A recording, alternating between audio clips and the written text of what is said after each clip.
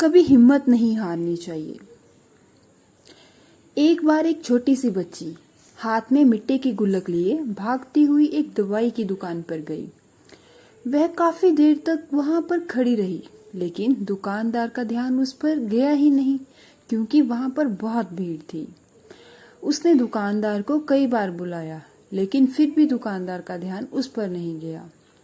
फिर इस बच्ची को गुस्सा आया और उसने अपनी मिट्टी की गुल्लक को वहीं काउंटर पर जोर से रख दिया। इसके बाद दुकानदार और वहां पर खड़े सभी लोग उस बच्ची की तरफ देखने लगे। दुकानदार ने उस बच्ची से पूछा, बेटा आपको क्या चाहिए? तो वह बड़े ही भोलेपन से बोली, मुझे एक चमत्कार चाहिए। यह सुनकर दुकानदार को कुछ समझ में नहीं आया और ना ही वह खड़े हुए लोगों को कुछ समझ में आया। सभी उसकी तरफ देखने लगे।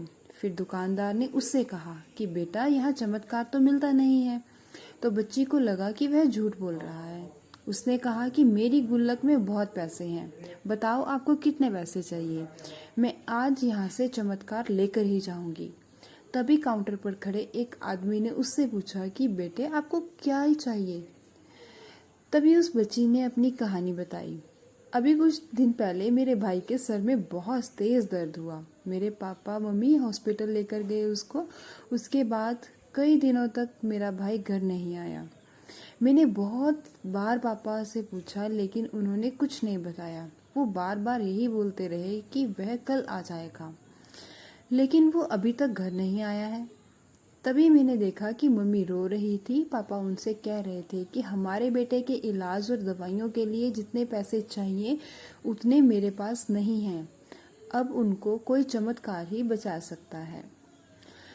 तब मुझे लगा कि पापा के पास अगर पैसे नहीं हैं तो क्या हुआ, मेरे पास तो हैं। इसलिए मैंने जितने भी पैसे जोड़ रखे थे वह सारे पैसे लेकर मैं इस दवाई की दुकान पर आई हूँ ताकि चमत्कार खरीद सकूँ। फिर उस आदमी ने बच्ची से पूछा कि कितने पैसे हैं तुम्हारे पास। यह सुनते ही बच्ची ने गुल्लक उठाई, जमीन पर पटक दी और फोड़ कर देखा कि उसमें कितने पैसे हैं। पैसे गिनने के बाद उसको पता चला कि उसकी गुल्लक में पूरे 19 रुपए हैं। वो जो आदमी वहाँ खड़ा था वह मुस्कुराते हुए बोला, अरे तुम्हारे पास तो पूरे पैसे हैं, इतने का ही तो चमत्कार आता है।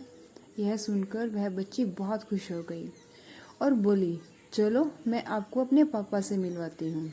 बाद में पता लगा कि वह आदमी कोई आम आदमी नहीं था, बल्कि एक बहुत बड़ा न्यूरोसर्जन था और उसने सिर्फ 19 रुपए में उसके भाई की सर्जरी कर दी। उसका भाई कुछ दिन बाद ठीक हो गया और घर वापस आ गया। फिर कुछ दिन बाद वही बच्ची और उसका भाई और उसके मम्मी पापा चारों एक साथ बैठे हुए थे और बातें कर रहे थे। तभी उसकी मम्मी ने उसके पापा से पूछा कि अब तो बता दो, यह चमत्कार आपने किया कैसे। तब उन्होंने अपनी बेटी की तरफ इशारा करते हुए कहा, चमत्कार मैंने नहीं, इसने किया है। तो यहाँ पर एक बहुत बड़ी सबक है जो हम उस छोटी सी बच्ची से सीख सकते हैं।